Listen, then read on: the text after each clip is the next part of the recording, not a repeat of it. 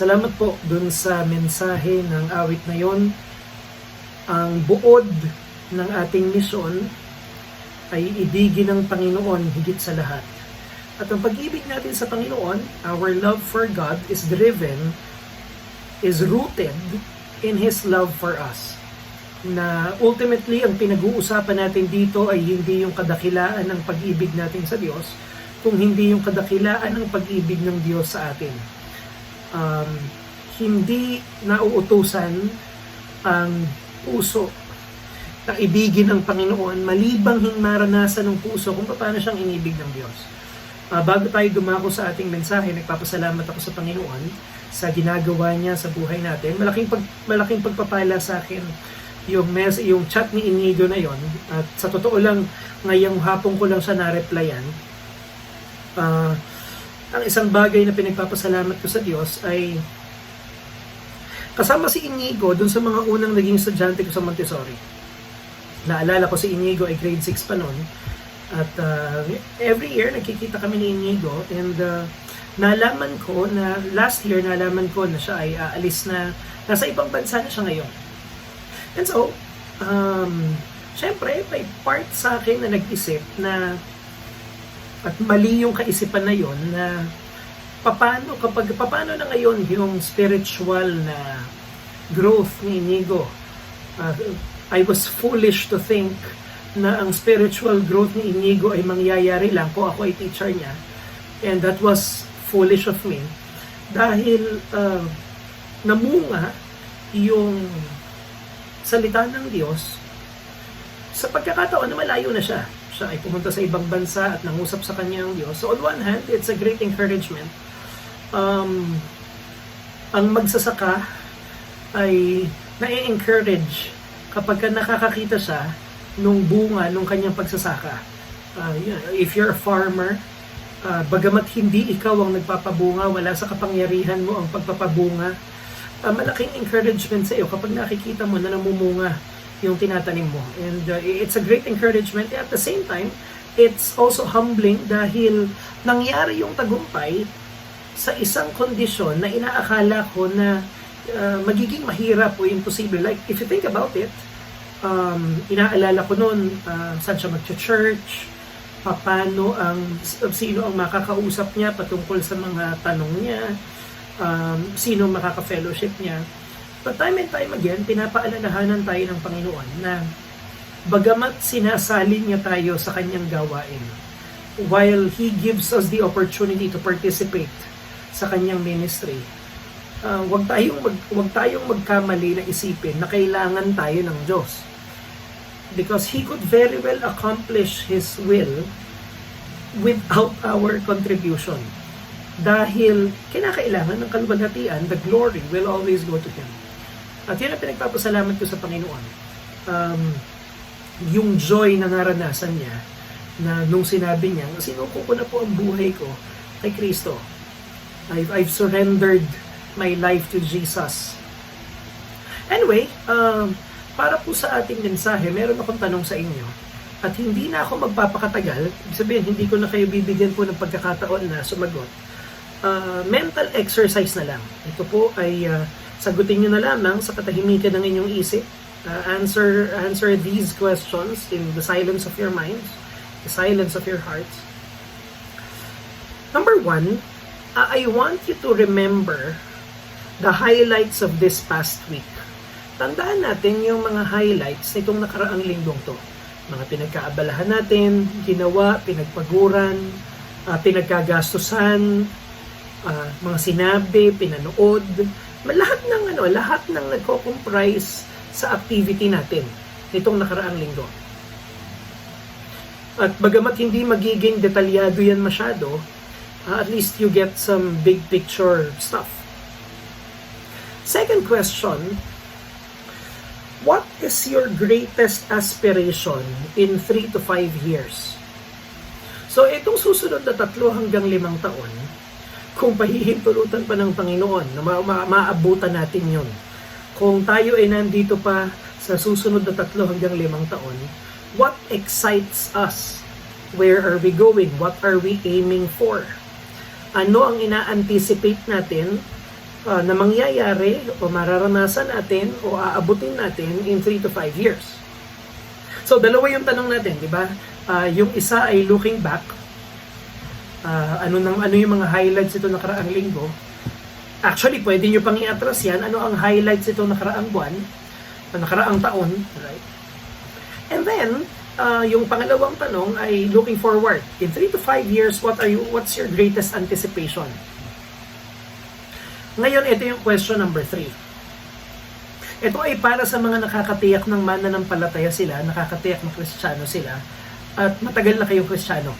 Okay, so kung bago pa lang na Christian, I think this is going to be a hard question to answer.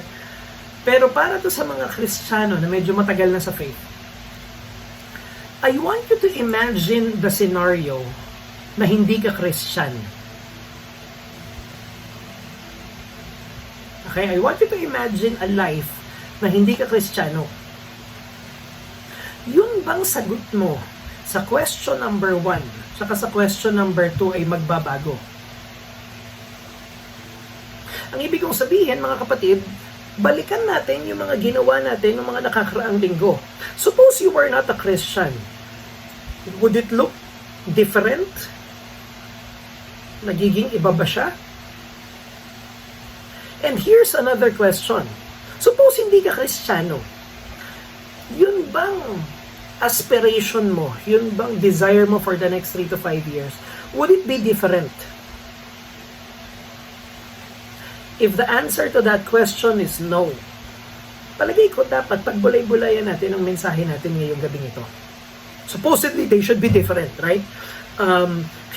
Supposedly, yung ating mga pinagkakaabalahan, yung ating everyday activities at yung ating future plans and outlook in life, malaki dapat, sa totoo lang, dapat total ang impact ng Christianity natin sa mga bagay na yon. Or to flip it in other, to flip the question, kung walang naging kaibahan yung activity natin kapag ka-Kristiyano ka at hindi ka-Kristiyano, hindi kaya mataas ang posibilidad na hindi ka-Kristiyano. Kung wala namang implication ang pagiging Christian natin dun sa mga bagay na yon, is it possible that you are yet to meet Christ? Now, caveat. Baka naman nga mamaya, kanina sinabi sa akin ni July, may factor din, baka naman nga mamaya bago ka pang Kristiyano. And so, wala pang masyadong radikal at masyadong malaking sample size. I'm talking to Christians who's been in the faith for 10 to 15 years. Yung matagal na. Yung supposedly, nag-take root na ang gospel in many ways. Buksan natin ang ating mga Biblia sa Matthew chapter 16. Let me share my screen. Matthew chapter 16.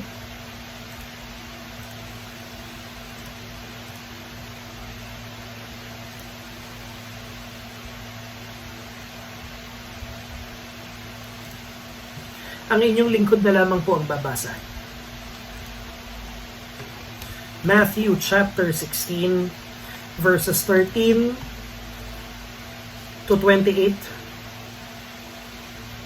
Matthew chapter 16 verses 13 to 28.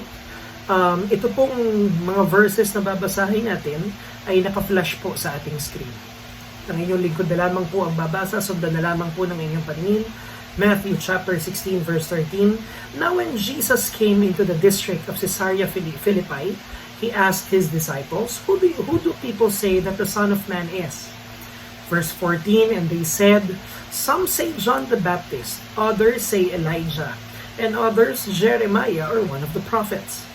He said to them, but who do you say that I am? Simon Peter replied, you are the Christ, the Son of the living God. And Jesus answered him, blessed are you, Simon Bar-Jonah, for flesh and blood has not revealed this to you, but my Father who is in heaven. And I tell you, you are Peter, and on this rock I will build my church, and the gates of hell shall not prevail against it. I will give you the keys of the kingdom of heaven, and whatever you bind on earth shall be bound in heaven, and whatever you loose on earth shall be loosened in heaven. Then he strictly charged the disciples to tell no one that he was the Christ. Verse 21, from that time Jesus began to show his disciples that he must go to Jerusalem and suffer many things for the elders and chief priests and scribes, and be killed, and on the third day be raised. And Peter took him aside and began to rebuke him, saying, Far be it from you, Lord, this shall never happen to you. But he turned and said to Peter, Get behind me, Satan. You are a hindrance to me, for you are not setting your mind on the things of God, but on the things of man.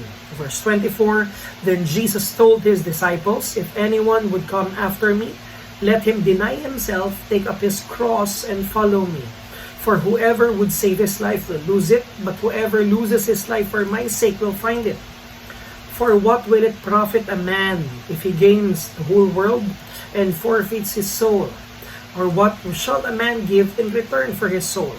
For the Son of Man is going to come with his angels in the glory of his Father, and then he will repay each person according to what he has done.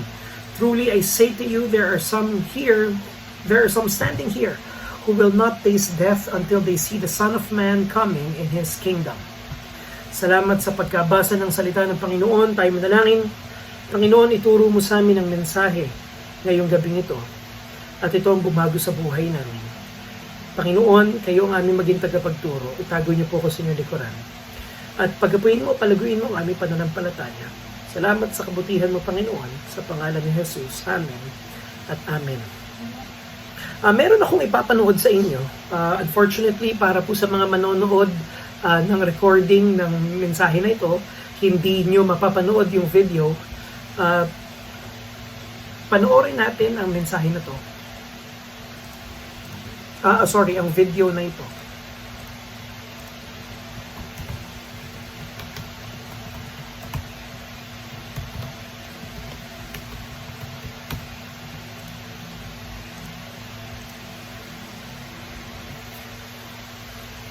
Ano sa palagay niyo po?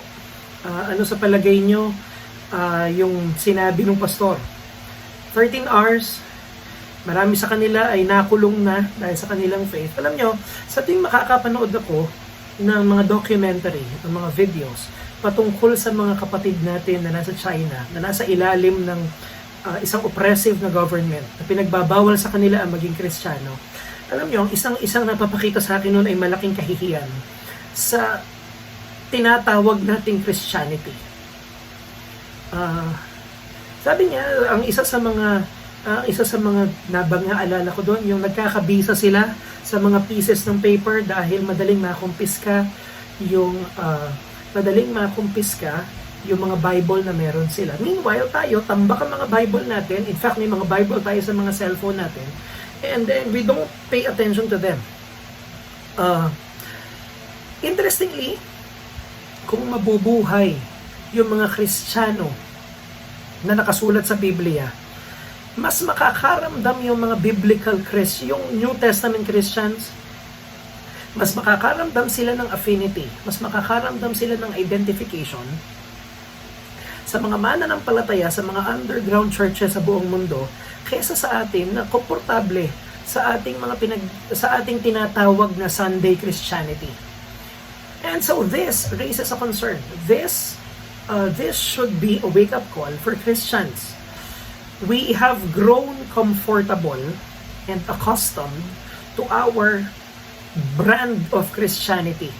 Sabi ng mga Chinese na tinuruan ng pastor na yon, panalangin mo nga na sana kagaya nyo, magkaroon din kami ng kalayaan na makapag-practice ng faith namin. At ang sabi ng pastor, bumiyahe kayo ng 13 oras, makarating lang dito. Kami, kapag kailangan namin yung mga church, yung mga Kristiyano sa bansa namin, kung lalampas ng 1 oras ang travel time, hindi sila pupunta ng church. 3 araw kayong nakaupo dyan sa sahig na yan na matigas. Pero sa bansa namin, yung mga Kristiyano, kapag lumampas ng 1 oras yung service, ay hindi na sila babalik. 3 araw kayong nagtiis sa isang church na walang aircon. Pero yung sa amin, kapag nainitan yung mga tao, hindi sila attend ng church. Ang tawag sa meron tayo, if anything, ay hindi discipleship. Ang meron tayo mga kapatid ay hindi Christian discipleship. Ang meron tayo, if anything, ay pwedeng tawaging Christian consumer behavior. Ang meron tayo, imbis na mga disipulo, ay mga tao na para bang pumupunta sa church, na para bang sila'y pumupunta sa isang department store, looking for the lowest bargain, looking for the lowest price, highest benefit. Hindi ba ganun diyan ako hanga kay July kapag pupunta ng grocery si July, pagka pumunta ng grocery, makikita ni July doon merong mga tumpok ng sibuyas. At talagang iisa-isahin niya yon, 13.45, 14.62, 12.35, 13 pesos flat. At alam nyo, hanga ako sa kanya kasi talagang makikita niya yung lowest price. Sa akin kasi, pag ako ang bumili doon, pare-parehas lang na sibuyas yun. Di ba? Pero sa kanya, hindi, makikita niya mas mura to eh. Hindi, mahal to pero mas marami. Ito, mura to pero bulok to. So, ang ginagawa natin, by the way, kung gagawin nyo to sa grocery, wala namang masama. Ang ginagawa natin sa grocery, pinakamababang presyo, pinakamataas na benepisyo. Hindi ba? Ganun mamili, ganun mag-shopping. Maganda yun sa grocery. Maganda yun sa palengke, pero terrible na mindset yun sa church. Ang sagwa, ang samang mindset nun kapag ang pinag-uusapan natin ay paglilingkod sa kaharian ng Diyos. Ano ang pinakamaliit na maibibigay ko para makakuha ng pinakamalaking pakinabang? And so, alam nyo, ang isang bagay na naisip ko, kapag tinignan yung ating sophisticated, advanced, modern, seminary-trained na Christianity. Tapos tinabi tayo sa hanay ng mga kapatid natin na nasa China, na nasa Middle East, na inuusig all over the world, na nasa mga yungib ng mga kuweba, na nasa mga sementeryo. If anything, we ought to be embarrassed about our brand of Christianity because it is not the Christianity of the New Testament. At makikita natin sa binasa natin kung ano ang distinctives ng isang New Testament discipleship. Ano ang itsura ng discipleship na tinuturo ng Biblia? Matthew chapter 16, nang si Kristo ay nasa final leg na ng kanyang earthly ministry. Interestingly, ito ang panahon kung saan bumababa na ang popularity ni Jesus Christ. At hindi aksidente na bumababa na ang kanyang popularity nung siya ay nagsasalita na patungkol sa kanyang crucifixion. Because if you want to attract crowds, you talk about rewards, you talk about riches, you talk about prosperity, you heal them from their sickness. But when you talk of Christ as substitute for sinners, kapag pinag-uusapan na natin ang krus ng Kalbaryo, kapag pinag-uusapan na yung kinakailangan tanggapin ng tao na sa sarili niya wala siyang magagawa at kinakailangan niyang i-throw yung sarili niya sa paanan ng krus ng Kalbaryo, it's an unpopular message. At kapag sinabi na ng Biblia na kapag ang isang tao ay naging mananampalataya na, kapag ang isang tao ay naging Kristiyano niya, siya ay wala ng karapatan sa kanyang sarili, you would be surprised na dahil yung message na yan ay hindi din popular. Naalala ko nung ako ay nasa Bible school, pinag-uusapan namin yun, ano ang ibig sabihin ng maging pastor. Taas ako ng kamay at ang sabi ko, ang ibig sabihin ng pagiging pastor ay mawalan na ng karapatan sa sarili. At yung mga kasama ko, nagtaasan lahat ng kilay. Hindi pwedeng wala akong karapatan. Hindi ako pwedeng walang right sa sarili ko. Pero sabi ko, di ba yun ang ibig sabihin ng slave? For all our fancy Greek and for all our fancy theological learning, kapag hindi natin nakuha na yung lingkod ng Panginoon ay wala ng karapatan sa sarili niya, indeed, yung mga Kristiyano ay wala ng karapatan sa sarili nila, dahil sila'y binili na ng Panginoon, for all our fancy theology, kung hindi natin nakuha yon, we missed core Christianity. And so, nandito tayo ngayon sa Matthew chapter 16 at merong 3 punto tatlong contrast, if I will, ng Christian disciple sa isang unbeliever.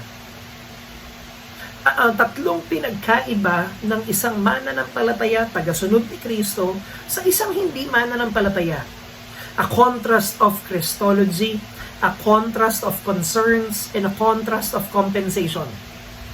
Pagkakaiba sa pagtingin kay Kristo, pagkakaiba sa mga concern sa buhay, at pagkakaiba sa inaantay na compensation. Number 1, tignan natin ang sinabi sa Matthew chapter 16, verse 13. Ang tanong ng Panginoong Jesucristo doon ay ito, para sa mga tao, sino ako? At ang sabi ng mga disipulo niya, Panginoon, pinagtanong-tanong po namin, at maraming mga tao naniniwalang propeta ka, ikaw si John the Baptist na nag-resurrect, ikaw si Elijah, ikaw si Jeremiah, isa ka sa mga propeta. You are not just like any of us, but you're not God. You're a good person. You're a prophet. You're a wise man. At ang tanong sa kanila ni Kristo, kayo, sa palagay niyo, sino ako? At ang sabi ni Peter, you are the Christ, the Son of the living God. Ikaw ang katuparan ng Old Testament prophecies. Ikaw ang Diyos na nagkatawang tao. Ikaw ang tagapagligtas. Ikaw ang Passover. Ikaw ang katuparan sa pinangako ni Isaiah na magliligtas sa bayan ng Israel. Ikaw ang hahatulan para sa aming mga kasalanan. Ikaw ang Lamb. Lahat ng offering sa Old Testament ay nakaturo sa iyo. At ang sabi ni Kristo kay Peter, pinagpala ka dahil hindi mo nakuha yan sa sarili mong karunungan. You did not realize that through your deductive reasoning. You did not get that from human reasoning. It was revealed to you by God Himself. Ito ang unang kaibahan ng isang tunay na disipulo sa isang unbeliever. Alam nyo, kapag nag-ikot naman kayo, even among the hardened atheists, you will find out that they have no problem with Jesus as far as His goodness is concerned. Unang-una sa lahat, I would say, na kahit mga atheistic historians, kahit na yung mga historian na hindi naniniwala sa Diyos, they have come to the conclusion that there was an actual person named Jesus Christ who was born many, many years ago. Hindi alamat si Kristo. At kahit na mga historian na hindi naniniwala sa Diyos ay magsasabi sa inyo na kung gaano katotoo si Aristotle, kung gaano katotoo si Julius Caesar, kung gaano katotoo yung mga kilala nating historical figure, ganon katotoo si Kristo. Hindi siya alamat. In fact, people will say that Jesus is a good guy. Jesus is a pretty stand-up guy. Na siya'y mabuti, na siya ay nice, na siya ay nagturo ng maraming mabubuting bagay. Yun lang siya. But the true disciple will say, Jesus is Lord. At maraming mga tao ang magsasabi, hindi ba pinaniniwalaan naman lahat ng yan? Di ba naniniwala naman talaga lahat na si Jesus ay Lord? Really? Ipaliwanag mo sa kanila kung anong ibig sabihin na Lord si Jesus at tignan natin kung tatanggapin pa rin nila. Because you see, Jesus is Lord means, ang naalala ko yung sinabi ni Abraham Kuyper, walang isang square inch sa human existence na hindi inaangkin ng Diyos. Sabi ni Abraham Kuyper, walang square inch na hindi nakaturo si Kristo at hindi niya sinasabing mine.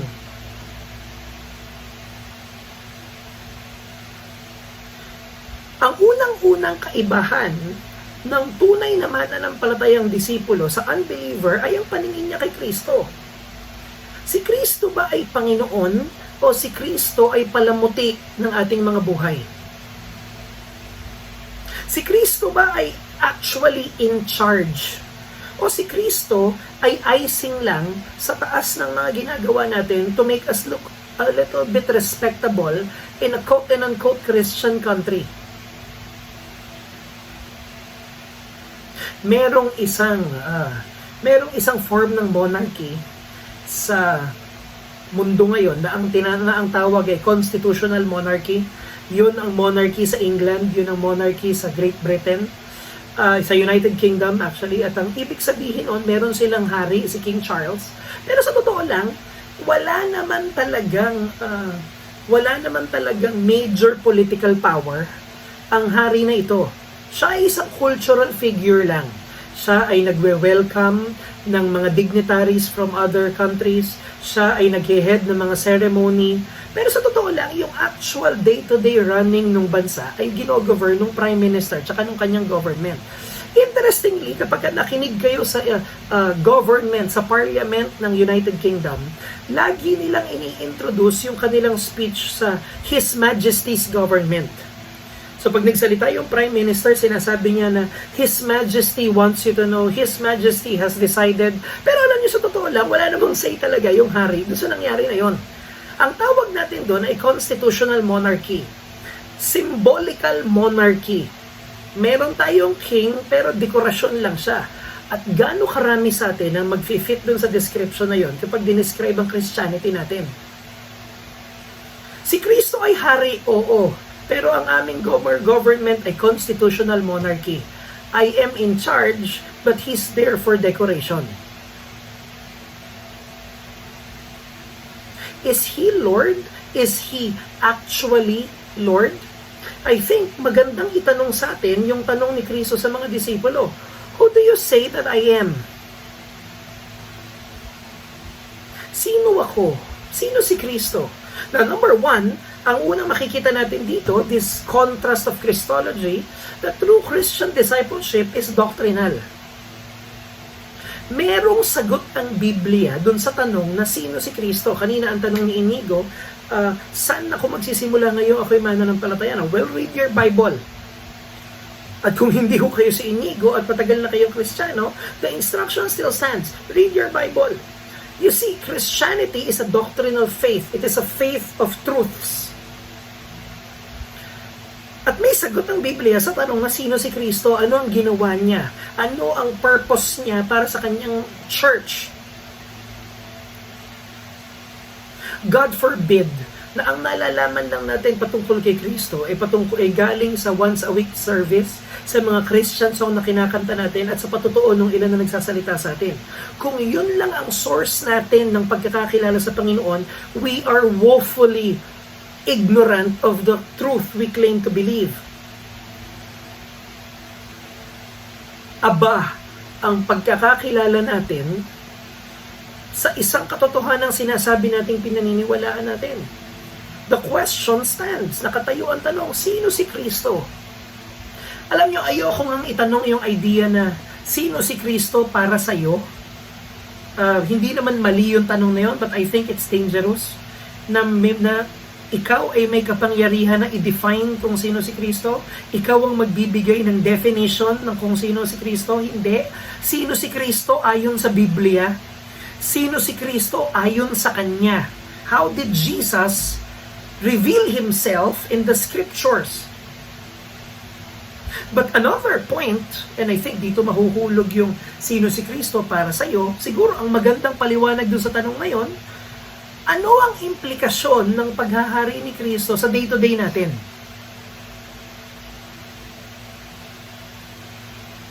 Like, Christ's Lordship, does it really make a difference?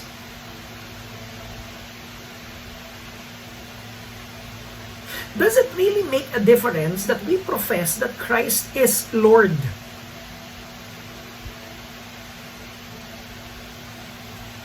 Alam niyo, sabi ni Dietrich Bonhoeffer, ang meron tayo ay hindi free grace. Ang meron tayo ay cheap grace. Discipleship without cost. And so, ang tanong ng Panginoon sa kanyang mga disipulo, who do you say that I am? And I think that's a good question to start with. You see, that's the first contrast, a contrast of Christology. Sino si Kristo? Anong pagkakakilala natin sa Kanya at anong implikasyon nun?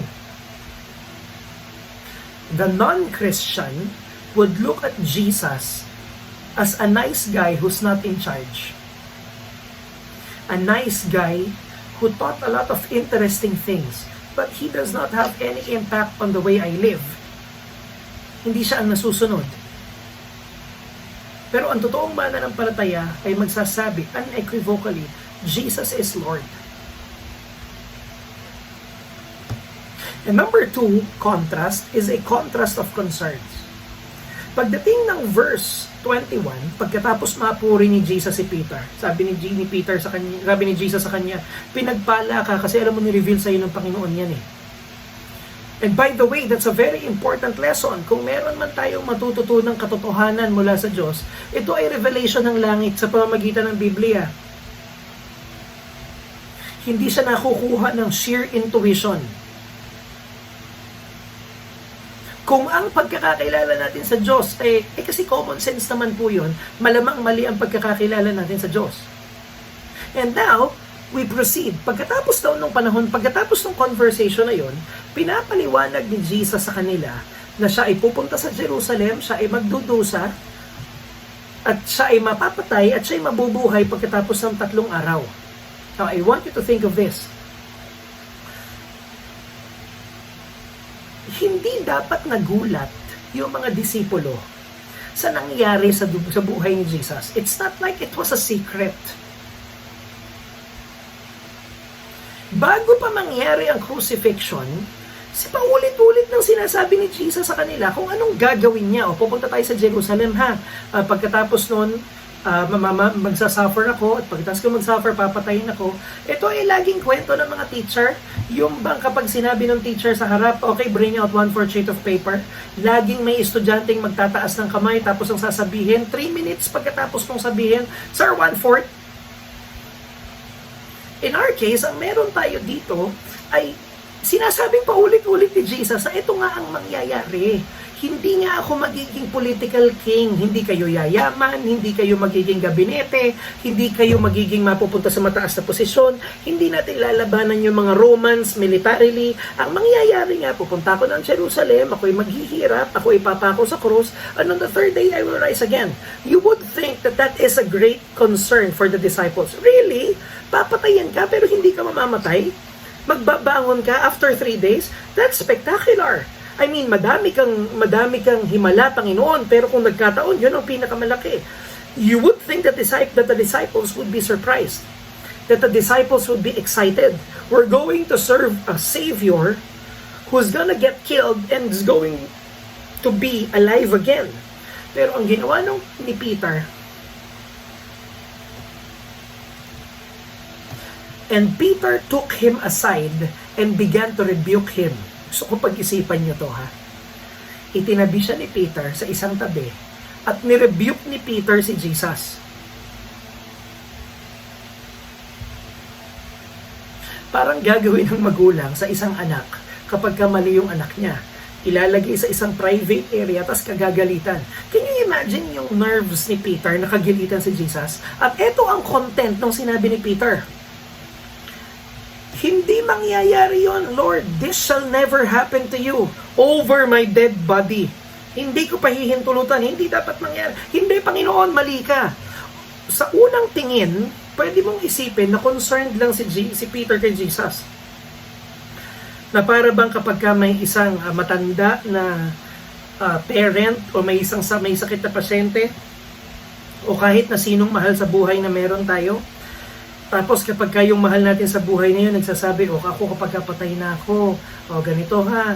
Tapos ang sasabihin natin mga nagmamahal sa kanya, wag mong sabihin yan, hindi mangyayari yan, wag mong, para bang concern? Pero alam nyo, sinabi sa atin ni Jesus kung ano ang pinanggagalingan ng pagsaway ni Peter. At malakas yung pagkakasabi ni Jesus. Ang sinabi ni Jesus, verse 23, but he turned and said to Peter, get behind me, Satan. You are a hindrance to me, for you are not setting your mind on the things of God, but on the things of man. Ano ang sinabi ni Jesus kay Peter? Medyo mabagsik. Tinignan ni Kristo si Peter, at ang sinabi ni Jesus kay Peter, Satanas, lumayo ka. Ikaw ay kahadlangan sa akin. At ano ang diagnosis ni Jesus kay Peter? Because you, sa NIV ang sinabi, because you care, you have the concerns of man and not the concerns of God. Ang major issue mo ay kaisipan ng tao at hindi kaisipan ng Diyos. Now, atras tayo ng konti. Tignan nyo yung tignan nyo yung nangyari sa verse 20. Pagkatapos sabihin ni Peter na ikaw ang Diyos, ikaw ang Messiah, sinabi ni Jesus na, alam mo Peter, tama ka. Yung kaisipan na yan, yung katotohanan na yan ay galing sa langit, galing sa Diyos yan, hindi galing sa iyan. Tapos biglang sinabi ni Jesus, oh by the way, wag niyo munang ipagsabi na ako ang Messiah.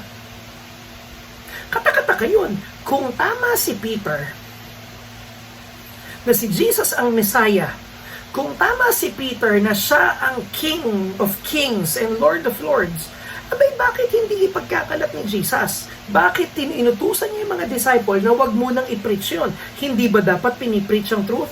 Alam nyo, malinaw yung sagot pag tumating tayo ng verse 21.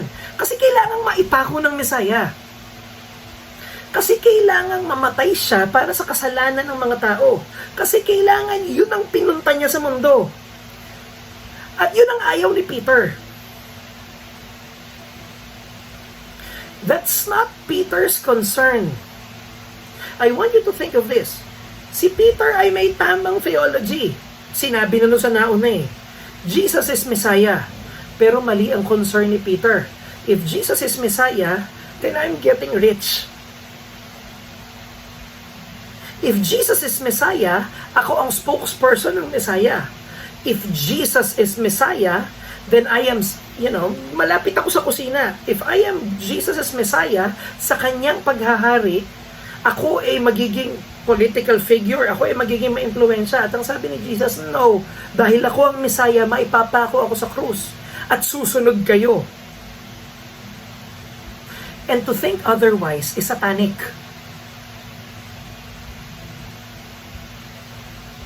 Ang tamang pagkakakilala kay Kristo ay nauuwi sa bagong pagkakaroon ng mga bagong concern sa buhay. Sabi nung isang, nakalimutan ko kung anong pangalan niya, here's your goal, Christian. Preach the gospel and be forgotten. Sino maghahangad nun? Alam nyo, every Saturday, nag-aaral ako ngayon ng masteral, at ang mga kasama ko ay mga teachers na kagaya ko. Bakit ka nga ba magmamasteral? Bakit ka magpo-pursue ng higher studies? At syempre, ang dominant conversation dun sa mga master studies na yun ay kasi for promotion. Kaya ka naman magmamasteral para ma-promote ka.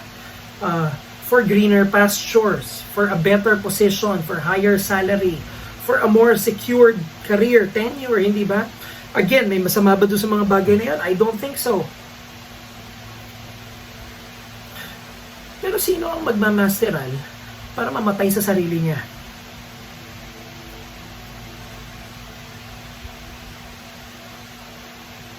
Sino ang magpapastor para makulong ng paulit-ulit, para magkabisa ng mga Bible verses sa loob ng kulungan?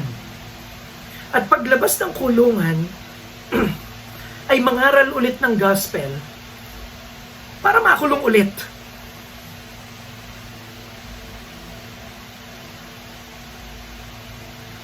Ito ang dahilan kung bakit napaka-superficial at napaka-ineffectual ng ministry ng church ngayon. Dahil tama, mga kapatid, ang concern ng mundo ay self-serving. And we cannot expect them to think otherwise. Hindi, maasahan natin? Mag-iisip ang mga tao na yun na sila ang Panginoon sapagkat hindi sila mananampalataya. Pero ano pa ang kapangyarihan ng church kapag gano'n na rin siya mag-isip?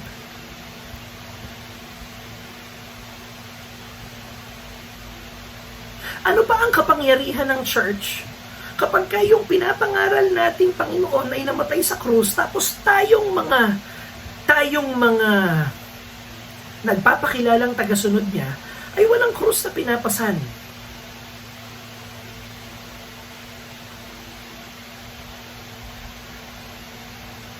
If we're being honest, every concern that we had these past weeks and these past years have always been about us.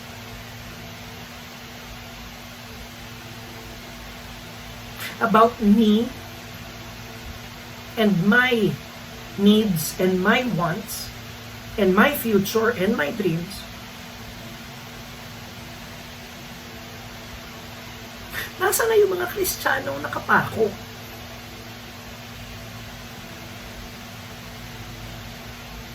For a Christian, and I think in this situation, Peter is a Christian, not only a Christian, but a disciple of the Lord Jesus Christ.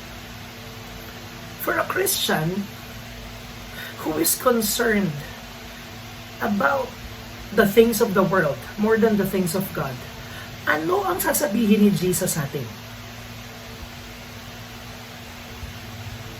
If we're going to put ourselves in the story, ano sasabihin ni Jesus sa atin?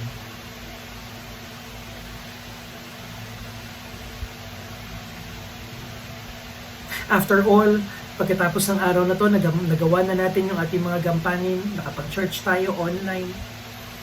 I mean, talk about convenience. What could be more convenient than this? At pagkatapos bukas, babalik tayo sa ating mga ginagawa. At sa totoo lang, hindi magmamatter kung nag-church tayo o hindi dahil bukas ganoon din naman ang gagawin natin.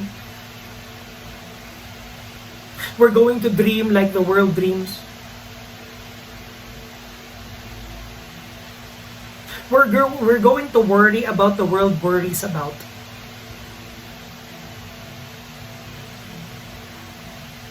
Hindi ba tama ang diagnosis ni Jesus kay Peter at mag-a-apply din yun sa atin? For you are not setting your mind on the things of God, but on the things of man. I would propose to you na hindi lang kay Peter applicable yung indictment na yun. Inigo, welcome to the faith. Because now you are called to set your minds on the things of God. Yun ang ibig sabihin ng maging mananampalataya. Na ngayon, ang concern ko na ay ang Panginoong Hesukristo.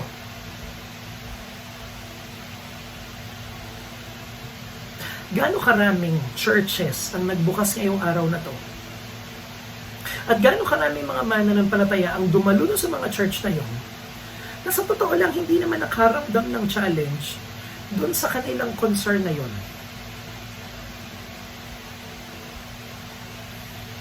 Gaano karaming mga church ang nagbukas ngayong araw na to na hindi naman naalog yung worldly concerns ng mga umattend.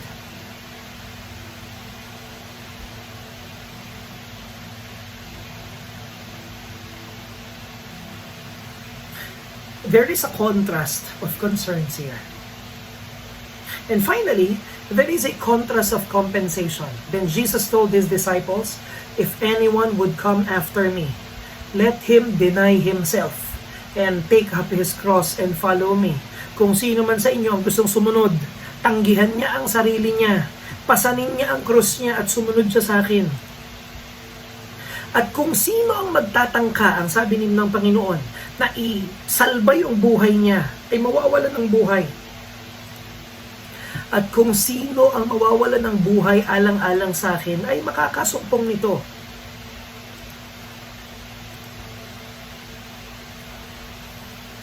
Those who will pursue self-preservation will lose the self. Those who will pursue Christ will find themselves.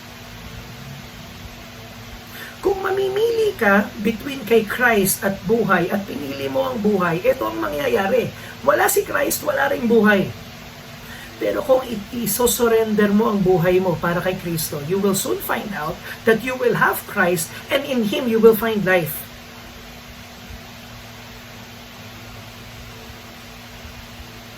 So in a very real sense, ang dilemma natin ay madali lang naman.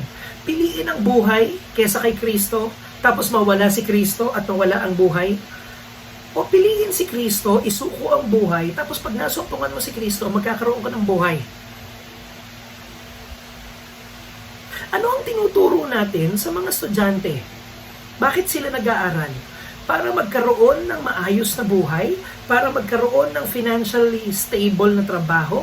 Para umangat sa mundo? Ano ang measure ng success na ipinapasa natin kila Sam, kila Momay, sa mga kabataan natin na ito ang purpose ng buhay.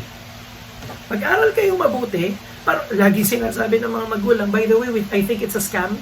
Pag-aral kayo ng mabuti, para kapag nakatapos kayo, mabibili niyo lahat ng gusto, magtagumpay kayo sa buhay.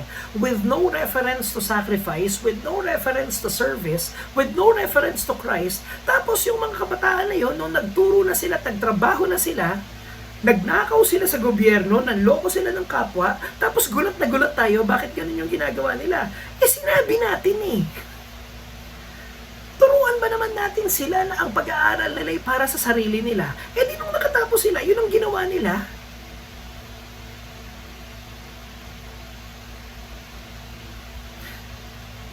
Kung sino ang sabi ni Kristo, ang magsasalba ng sarili niya, by abandoning Christ and His kingdom, will lose life.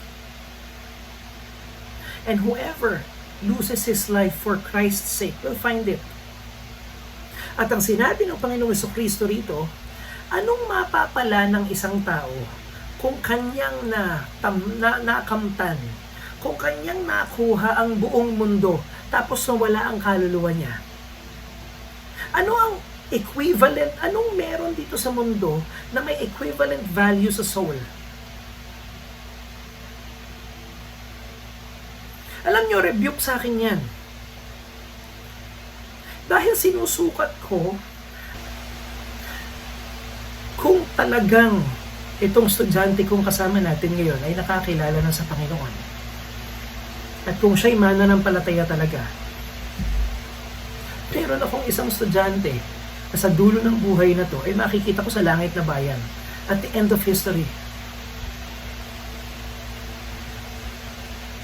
That at the end of life, merong isang naupo sa klase ko na makakasama kong nakaluhod sa harap ng trono ng Panginoong Jesucristo.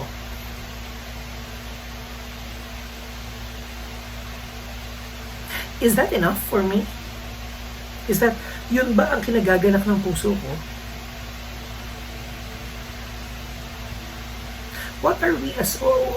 Anong reward ang inaantay natin? Because you see, ito ang contrast ng believer sa unbeliever. Yung believer ay magdudusa sa mundong ito. Yung believer ay magtitiis sa mundong ito. Yung believer ay magkakaroon ng kakapusan sa mundong ito. Pero naalala nyo yung kanta kanina, yung Christus Victor? On that day who will not tremble, when you stand Christ the victor, that at the end of history, Christ will come back and then the believer's reward will be more than sufficient. You see, is para sa isang mananampalataya, hindi dito ang kasiyahan ng buhay. Hindi ito ang best life niya. Kabaligtaran yung sa unbeliever. Because you see, kung ano man ang tagumpay na merong ng unbeliever, dito na yun sa mundong to, at ito na ang pinakamagandang makukuha niya.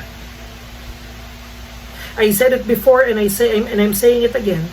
Kung wala ka kay Kristo at ikaw ay babawian ng buhay, tiyakin mong hindi nadidilat yung mata mo, dahil pag dumilat yung mata mo after death, hindi mo magugustuhan yung makikita mo.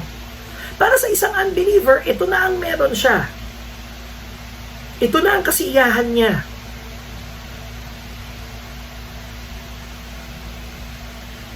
Para sa isang unbeliever, walang joy, pero meron siyang entertainment.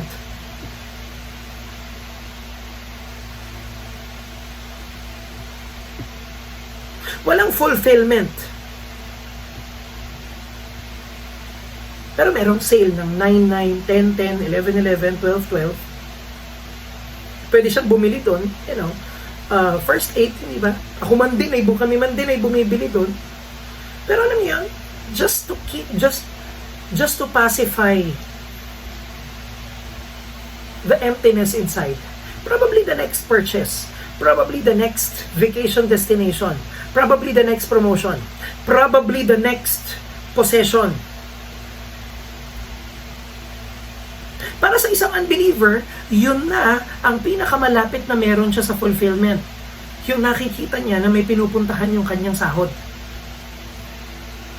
Right. At pagkatapos ng babawian siya ng buhay, saan siya pupunta? Yung sahod niya may pinuntahan, siya.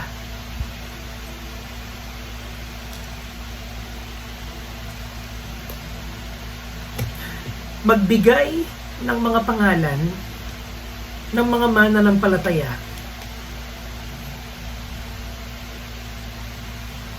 na nag-alay ng buhay para sa Panginoon. Alam nyo, interestingly, may mga masasabi tayong pangalan pero konti lang sila kasi marami sa kanila unnamed. Sure, we have Athanasius, we have Augustine, we have the great saints, we have Wycliffe and John Huss. Meron yung mga mananampalataya na binitin patiwarik, pinugutan ng ulo, sinilaban. Pero alam nyo, naniniwala ako na hindi lang sila. Sila yung naaalala natin, pero napakaraming mga mananampalataya ang nawalan ng buhay para sa pananampalataya nila. Namatay ng mahirap ni hindi kilala nung kapitbahay nila. And then Christ will come back and they will be heralded with angels. And then they will be glorified because they are in Christ.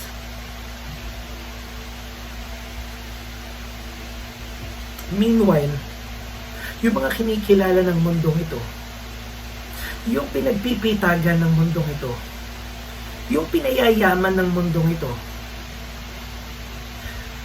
sinong makakaalala sa kanila pagbalik ng Panginoong Jesucristo?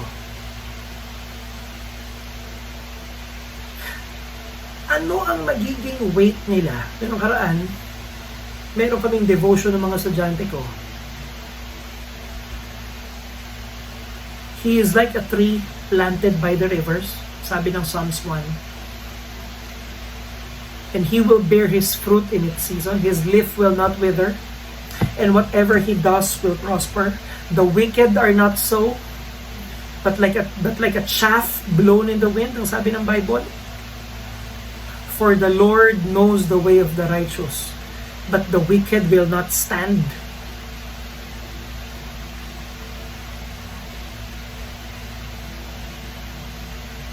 And so the question at the end of this message is simple. Are we a disciple?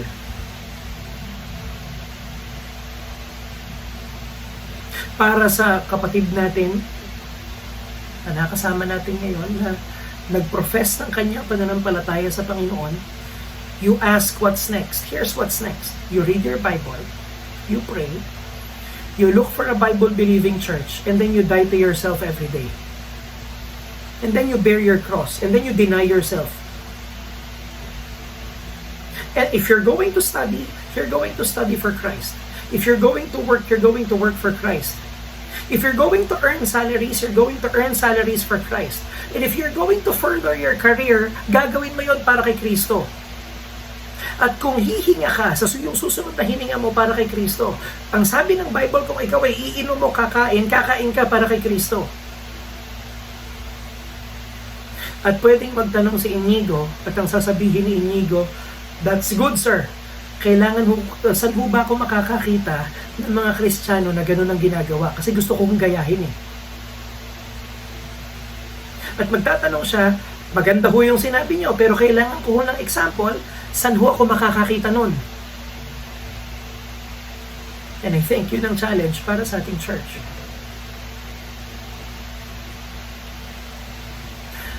I would ask this question at the end of this sermon. Nangyari na ba yung kaibahan na yun, mga kapatid, sa buhay natin?